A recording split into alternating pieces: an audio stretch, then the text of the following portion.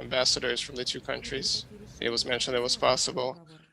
How overall did this talks go? About the ambassadors returning to their places of work and to Moscow, an American and Washington and Russian, we agreed that they're going to come back. They're going to come back to their place of work permanently. We don't know when, tomorrow or when. That's a technical question. We agreed that the Ministry of the Foreign Business and the United States government are going to discuss the whole complex of our diplomatic track. We have a lot of things to talk about, but as I thought, both sides are inclined to find a solution, especially the American side. As far as Ukraine, yes, we touched upon that theme, that topic, not in a lot of detail, but as far as I understood President Biden, that at the base of the question to regulate the east of Ukraine, the Minsk agreements have to be the basis of new regulation. As far as Ukraine possibly entering NATO, we did touch upon that. Overall, we didn't really go into detail. Let's give the mic to Itartas. And I can't hear Putin again. Vladimir Vladimirovich, you said that one of the topics was the strategic stability. Can you go in more detail? Which decisions about this? Which decisions US and Russia will renew, or as far as strategic stability and disarmament? And the SMV3 agreement, will there be more talks about extending it or re-examining the parameters, or maybe make a whole new agreement? Both US and Russia have a special responsibility for strategic stability in the world, as far as just because we're two of the biggest nuclear armed powers. We have the most nuclear arms, and quality and modernity of the nuclear arms. Modern nuclear weapons. We acknowledge this responsibility.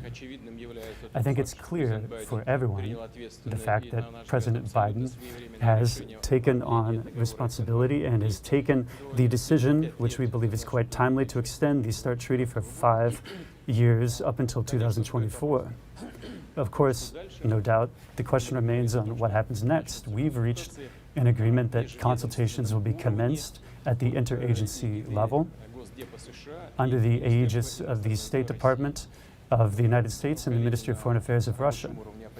Our colleagues at the working level will set out the composition of the delegations and the place where they'll be working and how frequently such meetings will take place. Please, let's give the floor to a foreign journalist, CNN. Hi, Matthew Chance from CNN. Thank you very much for giving me this question. First of all, could you characterize the dynamic between yourself and President Biden? Was it hostile or was it friendly?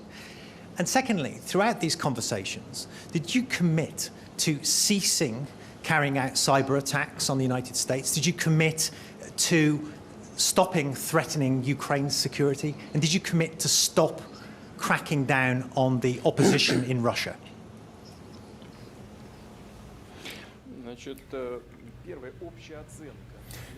As for the first general appraisal, I think there was no hostility, quite the contrary. Our meeting took place, principally speaking, many of our positions, we don't share the same positions in many areas, but I think that both of these sides showed a willingness to understand one another and to find ways to bring our positions closer together. The talks were quite constructive.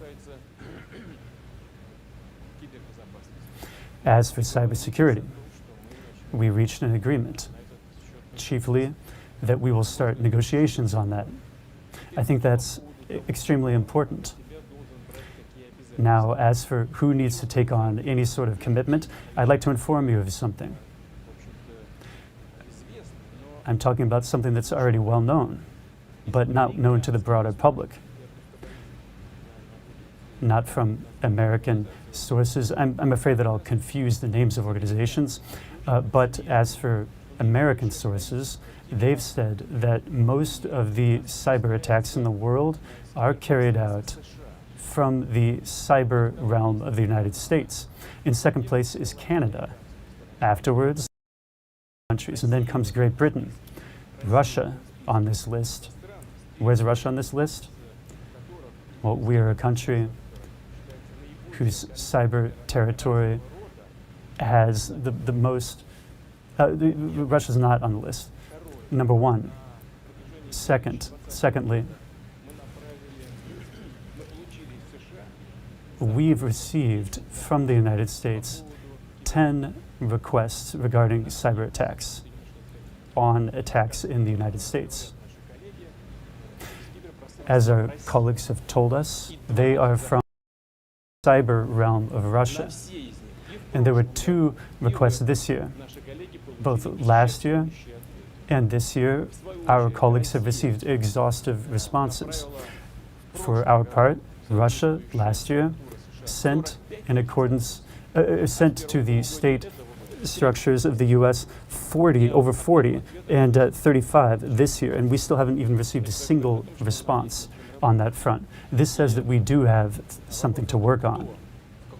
And the question of who, to what degree, needs to take on responsibility, that should be resolved during the negotiation process. We're going to start consultations. What we think is that when it comes to cybersecurity, cybersecurity is incredibly important in the world in general, and specifically for the United Nations, and it's also important for Russia to the same extent. I'll give you an example. We know that there were cyber attacks on a pipeline company in the United States. We also know that the company was compelled to pay $5 million to the blackmailers. Some of the money, I believe, has already been returned, according to my sources, which was paid electronically, but some of it has not been returned. And what do the state organs of Russia have to do with that? We are encountering the same threats. For example, when it comes to the healthcare system of one of the big regions of the Russian Federation. And we see that this work is being coordinated from the cyber realm of the United States. I don't think that the United States, that the official authorities have any interest in such types of manipulations. But I think just throwing out these insinuations at the expert level, that's inappropriate. We should sit and start working. That's in the interest of the United States and the Russian Federation. In principle, we've reached agreement about that, and Russia is prepared to do it. Let's continue. RT. RT, give the microphone to RT, please. Please give the microphone to some of the question not answered. Thank you very much for coming back to me, sir. So there were 2 other parts of the question. The first one is, did you commit in these meetings to stop threatening Ukraine? Remember, the reason this summit was called in the first place, or the timing of it, was when Russia was building up lots of forces across the border from Ukraine. And the second part of the question, the third part of the question, was, did you commit to stopping your crackdown against the opposition groups inside Russia led by Alexei Navalny?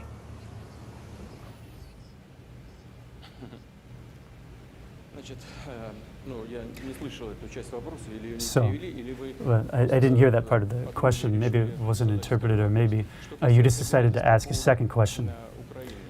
Let's turn now to commitments under the Ukraine. We only have one commitment, promoting the implementation of the Minsk agreements.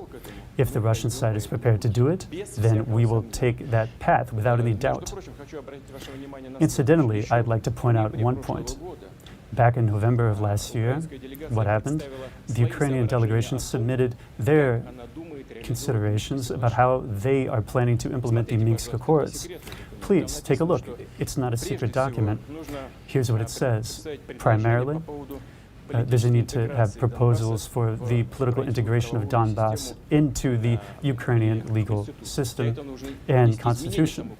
To do that, there'll be a need for a constitutional amendment, as that's what it says, number one. And number two, the border between the Russian Federation and Ukraine along the line of Donbass will be occupied by the border forces of Ukraine on the day after the election. What did Ukraine propose as a first step? Returning the armed forces of Ukraine to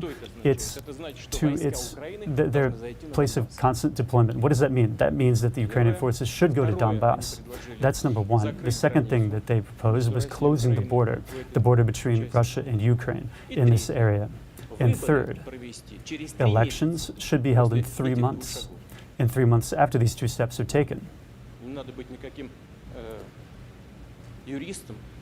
You don't need to be an attorney. You don't need to have any special education to understand that that has nothing to do with the Minsk agreements.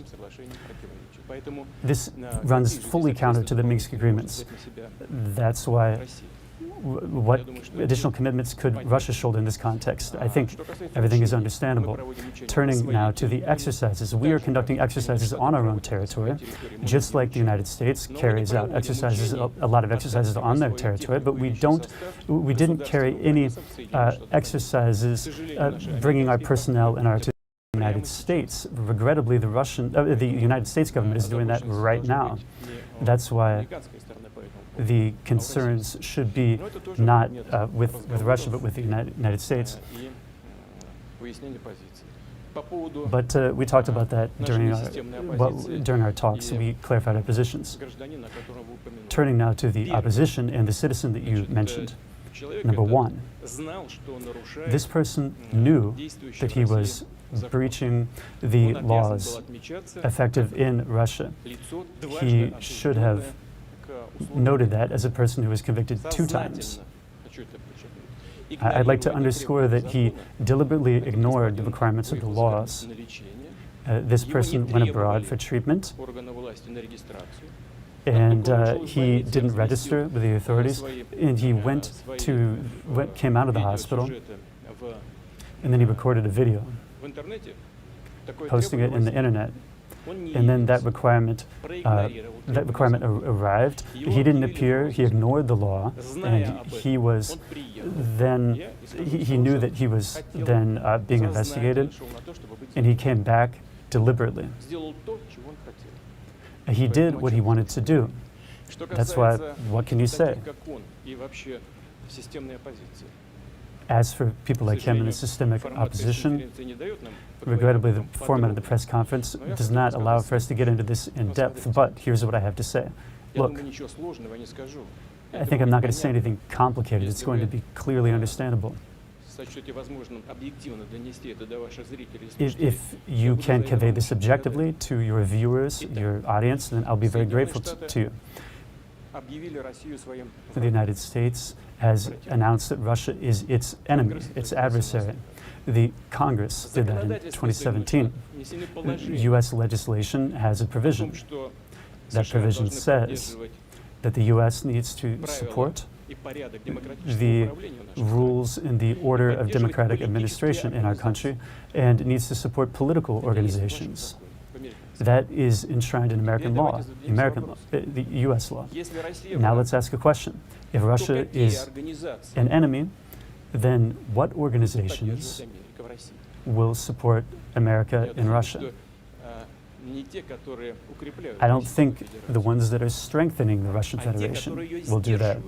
I think it's going to be those who are restraining it. And that is the objective of the United States, publicly stated objective. Organizing people who are promoting the implementation of Russian policy, or of American policy toward Russia, rather. And how should we feel about that? I think it's clear that we should be cautious about it, but we are going to act exclusively within the confines of Russian law.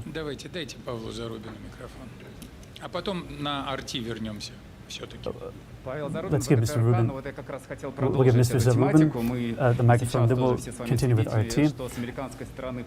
We have heard that the American side has constantly had some rhetoric about political prisoners in Russia, the issue of Navalny. Was that discussed in your discussions with Navalny, and how was it with Biden, and if it was discussed, and how was it discussed?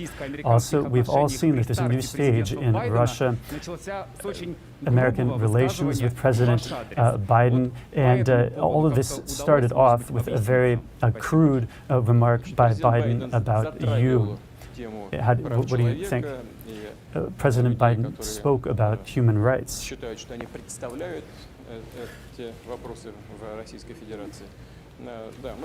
He talked about people dealing with that in the Russian Federation. We talked about that upon his initiative. That's number one. And then as for the improper statements, well, we all know about those statements. After that, President Biden called me, and we cleared things up. And his explanation was good enough for me. And he proposed that we meet in Geneva. That was his initiative. We met. I'd like to repeat that the talks were very constructive. Personally, I was convinced that President Biden is an experienced person. And it's clear that we spoke face-to-face for almost 2 hours. It doesn't happen with all leaders that you have such a detailed conversation face-to-face. As for various accusations, his predecessor was asked the same question. He didn't answer. And this president was asked the same question, and his answer was different than the answer given by President Trump. In principle, everything that's happening in our countries, in one way or another, is something that the political leadership takes responsibility for, and the people that are, number one, people in charge. As far as who's in charge, who's a murderer, in American cities, every day people are killed. That includes the leaders of various organizations. You can't say a word about it. You don't have time to say a word and somebody's killed. I remember that somebody ran away and was shot in the back, for example. But fine, those are criminal matters. But what about Afghanistan? Over 100 people were killed at one time. Well, let's say it was a mistake, but that happens too. From drones or helicopters. Clearly civilians were killed in Iraq. What is that? And who takes the responsibility for that? Who's the killer? Or for human rights? Listen, well, Guantanamo is still operating now. It's not in accordance with anything, not international law, not American law, not anything. But it still exists. Prisons. Prisons that were open in various countries, including in European countries, where torture was applied. What is that? Is that human rights? I don't think so. There's hardly anybody sitting in this hall today that would agree that that is protecting human rights. That's already a practice. That's real policy. And based on these practices, we understand that this is done and has continued to be done. It's being done by people who are getting money from abroad. There's some people getting money from abroad in order to further the interests of the people who are paying them. Let's continue. RT, please. One question about the Arctic. You said you talked about that. For a long time, the U.S. has accused Russia of militarizing the Arctic. We heard from Secretary of State Blinken about that in May, about concerns of the Russian military. What did you talk about? We actively discussed that in depth, in pretty big detail. That's a very important and interesting question. As for the Arctic all by itself in the Northern Passage specifically is extremely interesting for a number of countries, economically speaking. As for the concerns of the militarization of Americans about the militarization of the Arctic, they are completely unfounded. We're not doing anything that wasn't happening during the Soviet Union. We are establishing an infrastructure that was destroyed. Yes, we're doing that at the modern level. It includes military and border infrastructure, and there's also conservation infrastructure. We are creating bases for our disaster relief services in order to save people in the sea, if it comes to that, God forbid, and also to protect the environment.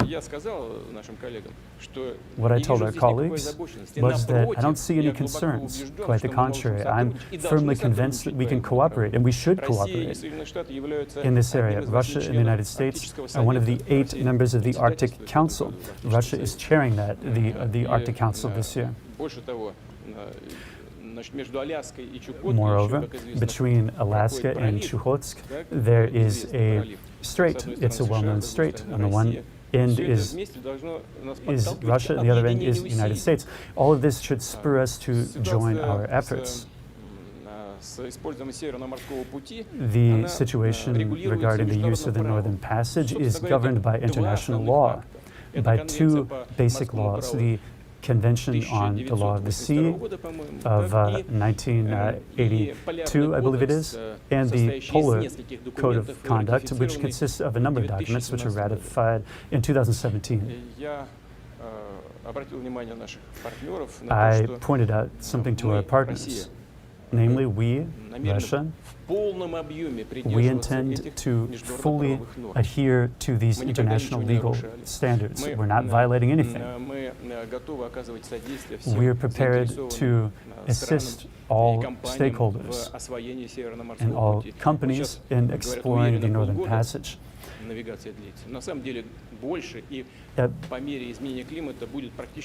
Due to climate change, this situation is changing. And we also have new ice-breaking ships. They're the most powerful in the world in Russia. That's why we definitely need to work in this area. The Convention on the Law of the Sea, I'll recall, was drawn up because it describes the legal regime, specifically in internal seas, in territorial seas, in seas that belong to a country, exclusive economic areas, and the free open seas. Those are the seas that are within the territory of a country. Then you have the territorial waters, 12 sea miles. And then you have other categories. In the territorial seas, the military ships can go. As far as the internal seas, there's a particular regime, and we're not imposing anything on anybody there. In internal seas, just so you know, I believe there are 5. The Omsk Sea, the Anastasia, Gulf, etc. There are 5 total, 5 gulfs or bays, maybe they're called. There are almost 1,000 nautical miles. This is our sovereign right to either let ships go through there or not, but we're not abusing this rule. We're providing it to anybody who wants. There were around 1,000 applications last year, I think. And some of the ships are under Russian flags. And our regulatory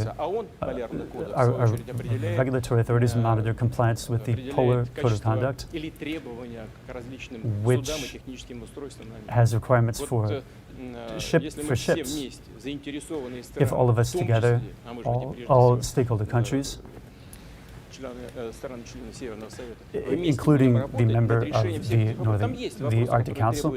If all of us are interested in tackling these issues, there are some areas where we need to continue to work. I'm convinced that we can find an answer. I don't see any problems that we cannot tackle. All right, in TV, please. Добрый день, Владимир Владимирович.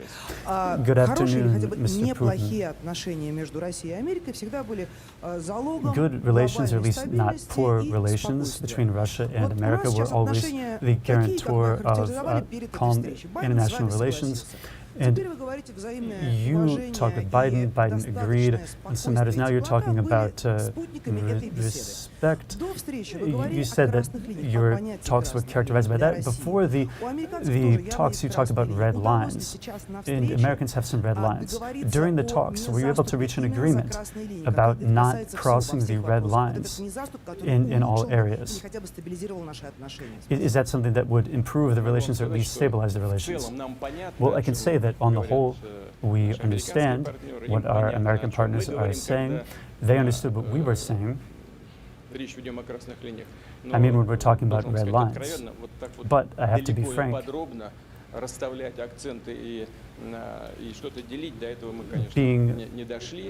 course, we didn't get to the point where we were talking in depth about where the line would be drawn. We talked about work on cybersecurity. We talked about strategic stability. I think that during these consultations, incidentally, also all of this should be discussed, and I hope that we can agree upon it. I'm including the Arctic matters in that too. ABC News, our American branch. Mr. President, thank you so much for taking my question. President Biden has said that he would respond if cyber attacks from Russia do not stop. I'm curious, what did he tell you? Did he make any threats? And a quick follow-up, if I may, sir. The list of your political opponents who are dead, imprisoned, or jailed is long. Alexei Navalny's organization calls for free and fair elections, an end to corruption. But Russia has outlawed that organization, calling it extremist. And you have now prevented anyone who supports him to run for office. So my question is, Mr. President, what are you so afraid of? Okay. Once more, let me reiterate what was already said about various so-called foreign agents and about people who are positioning themselves as the non-systemic opposition. I already answered your colleague from CNN, right? But this is the law of the genre, so I have to answer your question, please. I'll do it again. The United States has adopted a law in accordance with which the U.S. has said that they will support various political organizations in Russia. At the same time, they made an announcement that the Russian Federation is an enemy. They've spoken publicly, saying that they will restrain the development of Russia. Here's a question. What organizations, what political organizations of the United States and other members of the Western community, which organizations should be supported in Russia, especially if they're paying for them? We're just like the Americans back, the way the Americans did back in the 1930s. We're calling them foreign agents. But it's not prohibited. They're not prohibited from working. They can continue to operate. Foreign agents don't need to stop operating. If they are extremist in nature, then that's another issue. The organization that you mentioned has publicly called for mass disorder. They have publicly breaking the law that called for minors to participate in activities that were against the law. And they were talking about using Molotov cocktails against the authorities as well, including against police. America just recently had very severe events after well-known events after a killing of an African American. And an entire movement developed known as Black Lives Matter. I'm not going to comment on that, but here's what I do want to say. What we saw was disorder, destruction, violations of the law, etc. We feel sympathy for the United States of America, but we don't want that to happen on our territory. And we're doing our utmost in order to not allow it to happen. And some fears, it has nothing to do with anything. Please.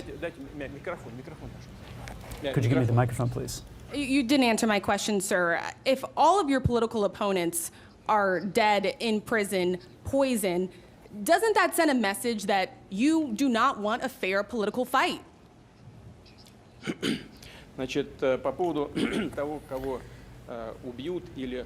As for who is killing whom or throwing whom in jail,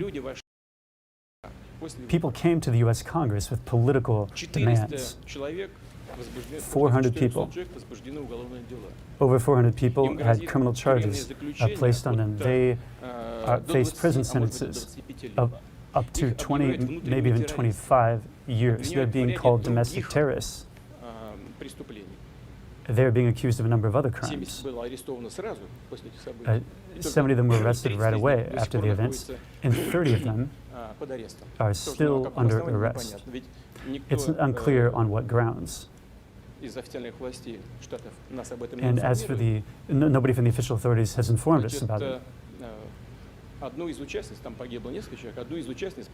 Some people died, and one of the people that died, they were simply shot on the spot by the police, although they were not threatening the police with any weapons. In many countries, the same thing happens in our country. I'd like to stress once more that we sympathize with what happened in the United States, but we have no desire to allow the same thing to happen in our country. Just a couple of more questions, because later the President will continue his program. Please hand over the microphone. Удалось ли с американской стороной договориться о возвращении некоторых россиян, Were you able to reach an agreement on returning some of the Russians that ended up in American prisons? If yes, then when will it happen? We talked about it. President Biden raised that question. The question about American citizens that were in Russian prisons. We discussed that. There could be some compromise we enter into between the Russian Foreign Ministry and the U.S. State Department. They will be working on it.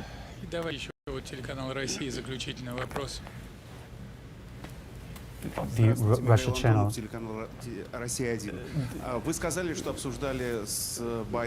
Russia 1. You said that you discussed trade with Mr. Biden. That's probably the most positive agenda. Business from both ends are interested in development. What are the prospects that you see here? Thank you. This doesn't depend on us. It depends on the Americans. We haven't leveled any restrictions. What I think is after some restrictions were introduced in the economy and in commerce, I think that was done much more by the U.S. than by Russia. Yes, this did affect some of our development. The U.S. is carrying out their task of restraining Russia, but they didn't have any critical effect. That's number one. Number two, this has to do with the interests of American businesses. 200 people, the biggest delegation of Americans. It was an American delegation. That delegation was at the St. Petersburg Economic Forum. Some restrictions were introduced, including for American companies. Due to that, some of the American companies have lost out. They've given up the business into the hands of their competitors from other countries. We talked about that. What for? There's no practical reason that there are losses. As for our trade with the U.S., I think it's $28 billion, roughly, in the first. It increased by 16% in the first quarter of this year. If this trend continues, I think that will be a benefit for everybody.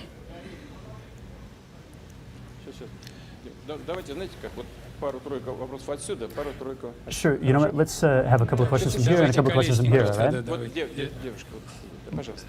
The lady here, please.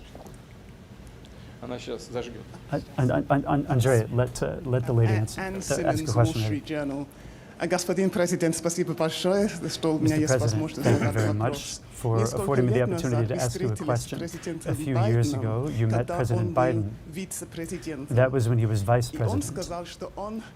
What he said was that he looked you in the eye, and he said that he didn't see a soul.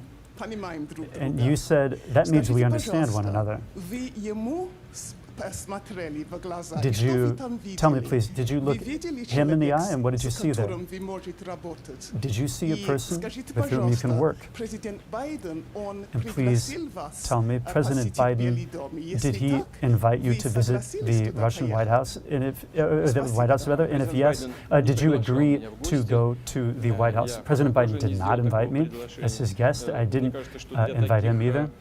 I think for visits like that, for meetings like that, you need to have the proper conditions. You need to be ready.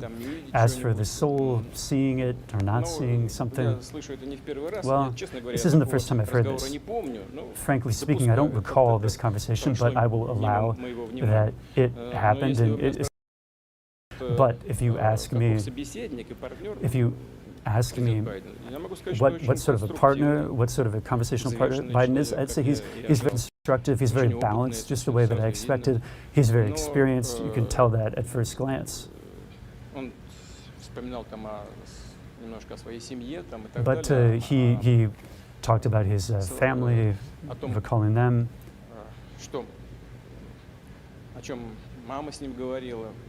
He talked about what his mom said. You know, these are important things. They're not directly related to any matters directly, but it shows the extent of his moral values, and that's all quite attractive.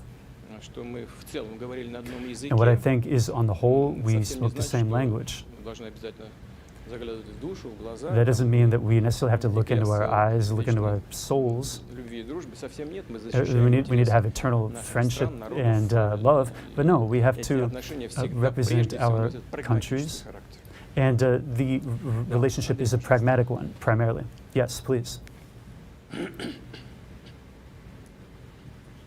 Andrei Kolesnikov from Kommersant, the newspaper. Mr. Putin, based on the outcome of this meeting, did you have any new, are there any new illusions? Well, I didn't have any old illusions.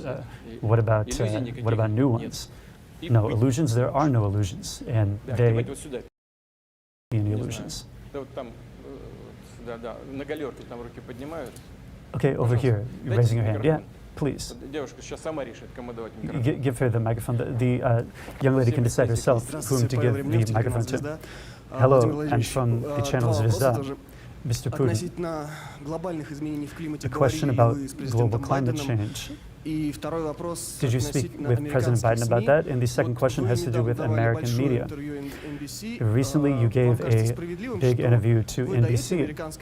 Do you think that it is fair to give the American president's do you think it's fair to give an interview to the American media when it doesn't happen the other way around? And how do you feel about having your words always being distorted? You know what, about the distortion or about silencing things, well, that is the practice in international relations today. What can you do? Can't do anything about it. We've gotten used to that a long time ago, and we're all living with it. We've been living with it for decades. As for who's giving an interview, that decision is taken by the relevant leaders or countries. And if you want to convey something in addition to people, then, well, we try to do that. I gave an interview to the American press, and that's exactly what I was trying to do there. As for the activities of our mass media in general, for example, President Biden raised a question about freedom, about the freedom of Europe and Russia, I think. or rather Radio Free Europe, which we called a foreign agent. Biden broached that. Before that, there were other media outlets. There's also Sputnik, a media outlet working abroad. And before that, the United States called Sputnik a foreign agent. And what we did in response. What we did with regard to the Voice of America. And this is done in accordance with the law, registration, etc. And a lot of problems have been created for our personnel with money transfers and that sort of thing. We don't have that kind of a problem. And for American medias, the American media hasn't complied with all of the requirements of Russian law. I think that even here, we can work through the ministries of foreign affairs to resolve matters. Let's go over here, sure. Okay, I was referring to the lady there. But sure, yeah, you can go next. Thank you very much. Galina Polonska from Euronews. Galina Polonska, Euronews. We all saw you shake Joe Biden's hand at the very beginning. Here's my question. Were you able to bring mutual understanding and trust to a different level with the President of the United States? Do you think it's realistic at this juncture to have a new level of relations when it's where they're absolutely clear and transparent? And will there be an understanding of where both countries need to go to? Let me tell you, in life, there is no happiness. There's only the specter of happiness. I think in this situation, there's not like family-based trust. But I think that there was some specter of trust that we caught a glimpse of. Please. Please, the microphone.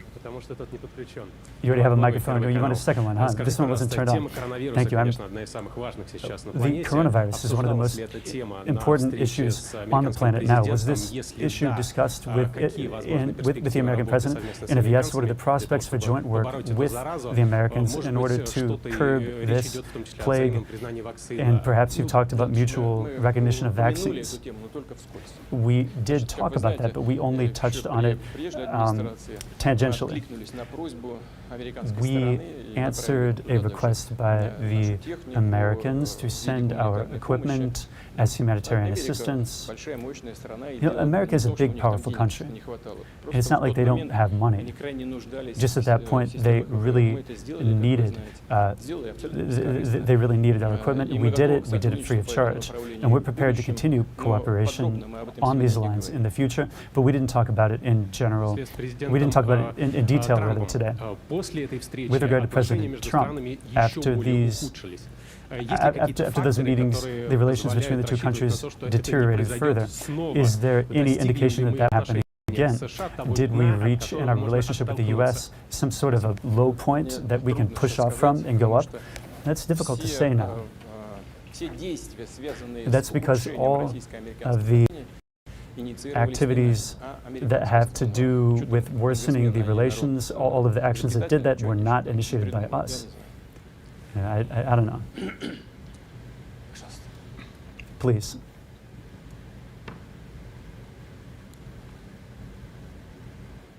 Alexander Gamov, Комсомольская правда. Alexander Ganov, Komsomolskaya Pravda. I'm not sure if you know, but our team won. Congratulations. Допустим, с таких же позиций встречу Байдена и Путина. Какой счет у этой встречи? So, what do you think is the score in the Putin-Biden meeting? Все-таки американцы And the second question. Сюда приехать в Женеву, они чуть ли не каждый день The Americans, before coming to Geneva, they kept on saying, we're going to put pressure on Putin, we're going to put pressure on Russia. Did you feel that pressure? Was there any conflict? That's probably the most important question that Russia's interested in. That's it, I think. Another thing. You know, well, I think that's pretty much enough. I think so too.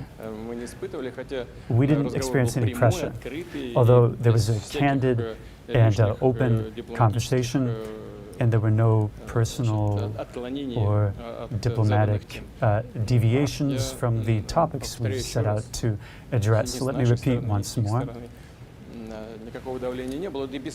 There was no pressure from either side. It would be senseless to do that, too. That's not the reason why people meet each other. What was the first part of your question? Oh, the score. Well, I think before our meeting, President Biden said that it wasn't a sporting event, and I fully agree with that. What's the point of keeping score? The meeting had results. It was substantive. It was concrete. And it took place in an atmosphere that was toward achieving results. First and foremost, the specter of trust that our colleague from Yavor News talked about. Please, BBC News, go ahead. Спасибо. Stephen Rosenberg, BBC News. Vladimir Vladimirovich, Joe Biden призывает за стабильные предсказуемые Joe Biden is calling for stable, predictable relations with Russia. But on the West, it's believed that the unpredictability is a feature of Russian foreign policy. Are you prepared to renounce unpredictability for the sake of improving relations with the West? Thank you.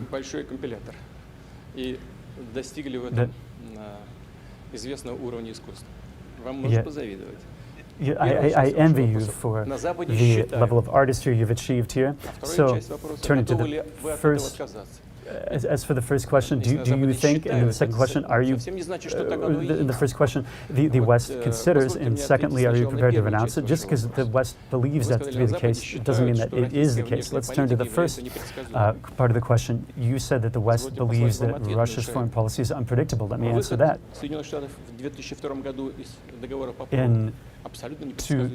When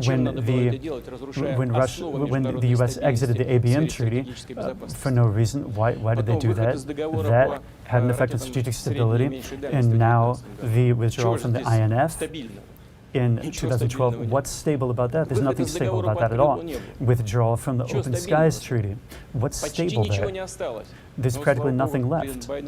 But luckily, Joe Biden is addressing the area of strategic stability. He has made quite a sound decision to extend the START treaty. Well, let's take the situation surrounding Ukraine and Crimea. Everybody's dancing around that, right? What is stable about the fact that a state coup d'etat was organized in Ukraine when President Yanukovych agreed with all of the demands of the opposition? He was prepared, in essence, to leave power and to hold new elections? No. No.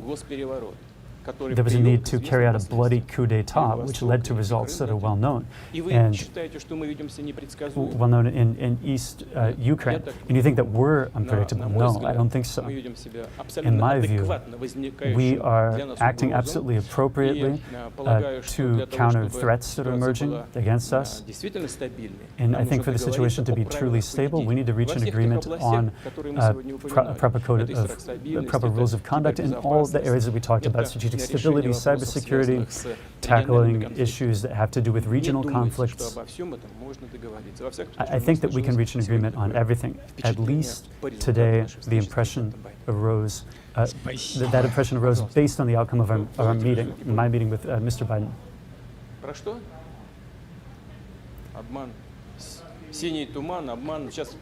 What? Are we going to start singing songs now? Blue fog, deceit. Well, now our foreign colleagues aren't going to understand that reference.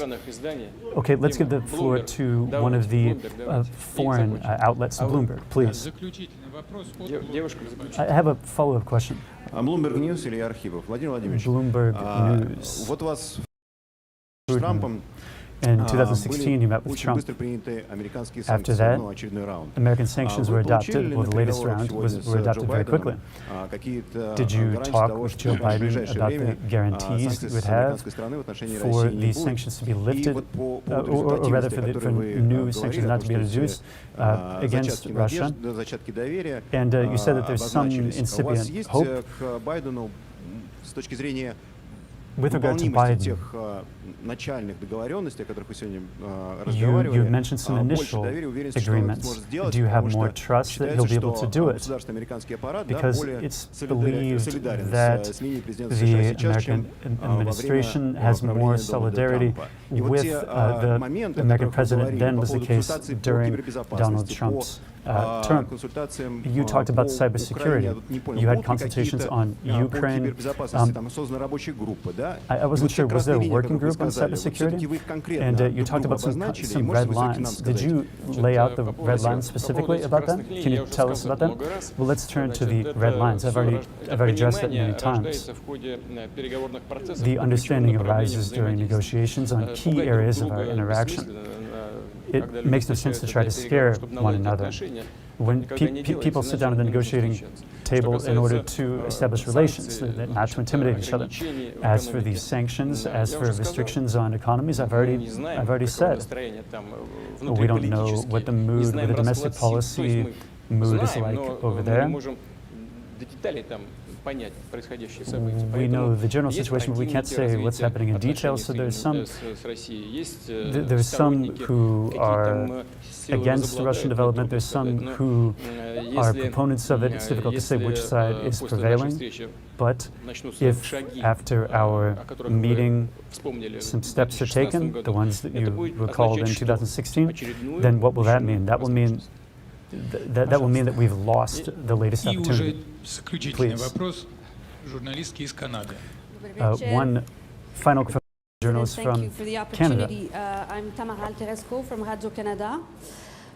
You said to a couple of my colleagues you wanted unbiased. Do you have a translation? No. Do you hear me now? No. По-русски?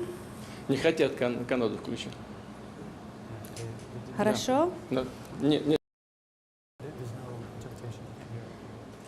I will try and repeat. Сейчас, может, на другой канал перейдут. Попробуйте. Да? Нет, я не слышу ничего. Вообще ничего нет.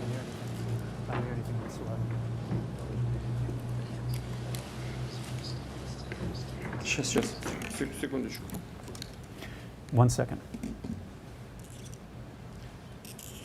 Извините, пожалуйста. Хорошо? Есть звук. Повторите, пожалуйста, сначала. Thank you. Sorry, please, if you wouldn't mind repeating. Tamara Alteresco from Radio-Canada in Moscow.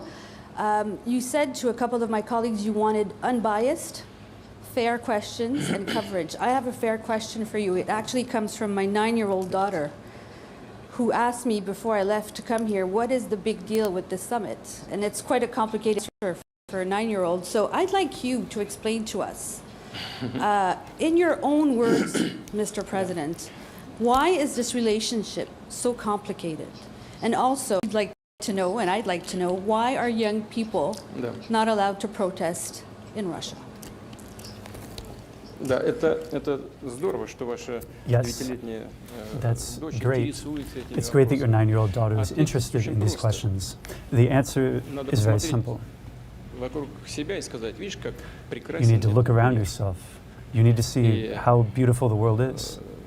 Взрослые люди, руководители двух стран, and adults, the leaders of 2 countries, the biggest nuclear powers, are meeting.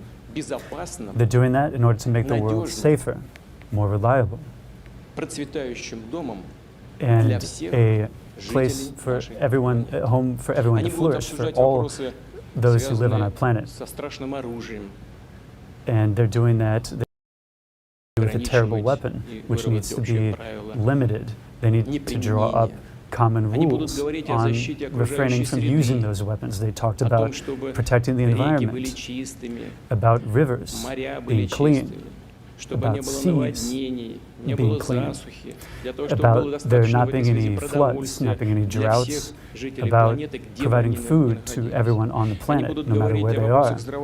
They'll talk about issues of healthcare, so that when children grow up, they get sick less often, they have the opportunity to study, and they have the opportunity to look at the future confidently. And I hope that at our meeting, I hope that you will cover our meeting based on those considerations in particular. I thank you for your attention. All the best.